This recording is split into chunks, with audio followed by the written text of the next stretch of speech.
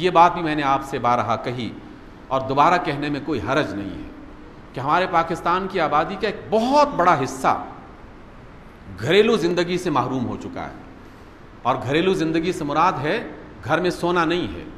گھر جو ہے وہ ایک ہوٹل کی طرح سونے کا کمرہ مہیا نہیں کرتا. گھر میں اپنے بچوں کے ساتھ اپنے اہل خانہ کے ساتھ بیٹھ کر کچھ وقت گزارنا اور ان کی تمام اچھی بری باتوں کو دیکھنا اور اس میں باقاعدہ شریک ہونا، یہ اس سے گھر بنتا ہے. اور وہ تمام کے تمام تاجر حضرات، وہ تمام کے تمام ایسے ملازمین جو رات کی تنہائیوں میں اور رات کی تاریکیوں میں گھروں سے نکل کر کام کرنے کے لیے جاتے ہیں اور صبح اس وقت تک وہ سو رہے ہوتے ہیں جب تک ان کے بچے اسکول میں پہنچ جاتے ہیں. لاکھوں بچے ہمارے پاکستان کے ایسے ہیں جو اپنے والد صاحب سے سال ہا سال تک اچھے طریقے سے بات نہیں کر پاتے. سلام دعا تو ہو جاتی ہے لیکن وہ جسے کہتے ہیں کہ باپ نے بیٹے سے باقاعدہ جم کر بیٹھ کے بات کی ہے اور اپنے دل کی بات اس سے شیئر کی ہے، بے شمار بچوں کو اس بات کا موقع میسر نہیں آتا. اور اس کی بنیادی وجہ کہ ہم نے اللہ تعالیٰ کے عطا کردہ دن اور رات کے نظام کو اپنے لیے دن اور رات کا نظام بنایا ہے نہیں. رسول اللہ صلی اللہ علیہ وسلم کا ارشاد گرامی ہے کہ عشاء کی نماز کے بعد اگر کوئی اہم کام نہ ہو تو پھر صرف اور صرف سو جانا چاہیے. کوئی اہم کام ہو، بہت ہی ضروری کام ہو تو اس کے لیے جاگنا اس میں ممانعت نہیں ہے، اور بہت لوگوں نے جاگ کے رات کو کام کیا ہے. لیکن اگر کوئی اہم کام نہیں ہے تو عشاء کے بعد مزید جاگنا اس کو پسند نہیں کیا گیا. اور دنیا کے ترقی یافتہ ممالک انہوں نے رسول اللہ صلی اللہ علیہ وسلم کی اس بات پر عمل کرنا شروع کر دیا اور اللہ تعالیٰ نے انہیں دنیا میں ترقی اور کمال سے نواز دیا اور ہم اس سے محروم ہو گئے. اللہ رب العزت نے اس بات کو ذکر کیا ہے. اور جس طرح میں نے یہ بات کہی کہ دن میں لاکھوں چراغ جلا کر بھی سورج کا مقابلہ نہیں کیا جا سکتا، اسی طرح رات کے لیے آپ دن کو اگر اختیار کریں گے تو چاہے پوری علاقے میں آپ لاکھوں شامیانے لگا دیں اور ہزاروں اور لاکھوں پردے گرا دیں، رات کا وہ لطف آپ کو دن کے وقت میسر نہیں آئے گا. رات کے اندر اللہ رب العزت نے جو ٹھنڈک رکھی ہے اس کے اندر تاریکی بھی ہے اور ہلکی ہلکی روشنی بھی ہے اور ٹھنڈک بھی ہے، جو انسانوں کے لیے، پرندوں کے لیے، جانوروں کے لیے اور نباتات کے لیے انتہائی راحت کا باعث بنتا ہے. اور ہم اس کو بھی ضائع کر جاتے ہیں. اس وجہ سے یہ جو بات کہی نا وَسَخَّرَ لَكُمُ اللَّيْلَ وَالنَّهَارَ، دن اور رات تو ہیں، پہلے سے موجود ہیں، دنیا میں انسان کے آنے سے پہلے موجود ہیں. لیکن اس بات کا ذکر کرنے کی وجہ کیا ہے؟ ذکر کرنے کی وجہ یہ ہے کہ دن کو تم دن کی طرح گزارو اور رات کو تم رات کی طرح گزارو اور اس کے ذریعے سے اپنی زندگی کو بہتر بنانے کی کوشش کرو. والشمس والقمر، دن کے لیے سورج کا انتخاب اور رات کے لیے چاند کا انتخاب اللہ نے کیا ہے، اور ہم نے اس کے برعکس کرنا شروع کر دیا اور سورج سے کہا کہ جناب ہمیں آپ کی روشنی کی زیادہ ضرورت نہیں ہے. اور چاند سے بھی ہم نے تقریباً یہی بات کہی کہ جناب ٹھیک ہے اللہ نے رات کو چاند اور دن کو سورج بنایا ہے، لیکن ہم نے دن کو رات اور رات کو دن بنانے کی کوشش کرنی ہے اور ناکام کوشش کرنی ہے. والنجوم مسخرات بامرہ، اور ستارے بھی مسخر ہیں اسی کے حکم سے. اس بات پر غور کرنا شروع کر دیں تو پھر ایک نیا جہان کھل جاتا ہے اللہ تعالیٰ کے احسان مندی کا. ایک ذرا سا سیارہ، چھوٹا سا سیارہ زمین کے قریب آ جائے اس حد سے زیادہ کہ جو اللہ نے اس کے لیے متعین کر دی ہے تو زمین کی زندگی ختم ہو کے رہ جائے، زمین کی زندگی ختم ہو جائے. اور اس کا اندازہ کراچی اور ساحل سمندر پر رہنے والوں کو بہت زیادہ ہے کہ چاند جب 14ویں کی رات میں پہنچتا ہے تو سمندر میں مد و جزر کی کیفیت کیا ہوتی ہے. اللہ تعالیٰ کے حکم سے اللہ تعالیٰ نے ان ستاروں کو، سیاروں کے خاص وقت اور ایک خاص جگہ اور حد بندی کرتے ہوئے اسے مقرر کر دیا، مسخر کر دیا ہے تاکہ ہماری زندگی کو کوئی پریشانی نہ ہو.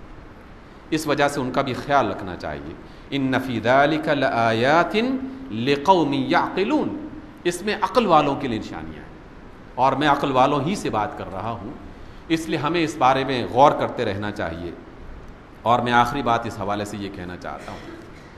کہ اگر آپ کا کوئی انتہائی مہربان، بہت ہی محبت کرنے والا آپ کو کوئی قیمتی تحفہ دے کے جائے اور آپ اس کے تحفے کو ریسیو کریں، کچھ دیر کے بعد اس بندے کا، اس تحفے دینے والے کا گزر آپ ہی کے اور ہمارے گھر کے سامنے سے ہو اور اسے اچانک یہ دکھائی دے کہ وہ تحفہ جو اچھا کھانا یا اچھا لباس یا اچھا تحفہ میں نے اس کو دیا تھا، اس نے تو گھر کے سامنے اس کو پھینک دیا ہے، وہ کوڑے کے ڈھیر پر پڑا ہوا ہے یا اس کی بے قدری کر کے اس کو کوئی اہمیت دی نہیں، میرے جاتی اس کو باہر پھینک دیا ہے، تو اس کے دل پر کیا گزرے گی؟ یا آپ کسی کو تحفہ دے کے جائیں اور کچھ دیر کے بعد گزرو اسی کے گھر کے سامنے سے اور پتہ چلے کہ آپ کا دیا ہوا تحفہ اس نے اٹھا کر باہر گلی میں پھینک دیا ہے اور اس کی بے قدری ہو رہی ہے، آپ کے دل میں اس کا کیا ریئیکشن، کیا محسوس کریں گے؟ اس پر غور کیجئے۔ اور پھر اللہ تعالیٰ کی عطا کردہ نعمتوں پر ہمارا جو رد عمل ہوتا ہے، ہم اس کی نعمتوں کے ساتھ جو سلوک کرتے ہیں، اس کے بارے میں اللہ تعالیٰ کی ریئیکشن کیا ہوگا، اللہ تعالیٰ کے دل پر کیا گزرتی ہوگی، اس کو موازنہ کر کے دیکھ لیں تو پھر احساس ہو جائے گا کہ اللہ تعالیٰ کی عطا کردہ ایک ایک نعمت وہ قابل قدر ہے۔ بہت سارے میں نے اللہ کے ولیوں کا اور اللہ تعالیٰ کے دوستوں کا تذکرہ پڑھا ہے، بے شمار تذکروں میں یہ بات کئی بار پڑھنے کا اتفاق ہوا کہ فلاں بزرگ تھے اور صبح کے وقت رات کی باسی روٹی کھا رہے تھے، فلاں بزرگ تھے اور صبح کے وقت پکی ہوئی روٹی دوپہر کو یا شام کو کھا رہے تھے۔ ایک دن کی، ایک وقت کی باسی روٹی کھانا، یہ بہت سارے بزرگوں کی زندگی اور سیرت کا حصہ پڑھتے ہوئے میں نے دیکھا ہے۔ اس پر غور کیا کہ آخر ایسی کیا وجہ ہے؟ تازہ روٹی پکنے میں کوئی دیر نہیں لگتی ان کے ہاں اور وہ یہ کھا سکتے تھے، لیکن باسی روٹی کھانے کا سبب کیا ہے؟ اس کا ایک بہت بڑا سبب یہ ہے کہ اللہ تعالیٰ کی نعمت میں سے معمولی سی جو اس نعمت کا، اس کو بھی بے قدری کی نگاہ سے نہیں دیکھنا چاہیے۔ اس وجہ سے روٹی کا ٹکڑا جو پھینک دیا جائے، جو پاؤں کے نیچے آ جائے، جو کوڑے کے ڈھیر بن جائے، یقیناً وہ اللہ تعالیٰ کی نعمت کی بے قدری ہوگی اور اس کے بارے میں اللہ تعالیٰ یقیناً پوچھ سکتے ہیں۔ اس لیے اچھے لوگ، اچھے گھرانے اور سمجھدار لوگ جب اپنے بچوں کو تعلیم دیتے ہیں تو کہتے ہیں کہ جتنا رکابی میں آپ نے سالن ڈالا ہے پورا کھایا جائے،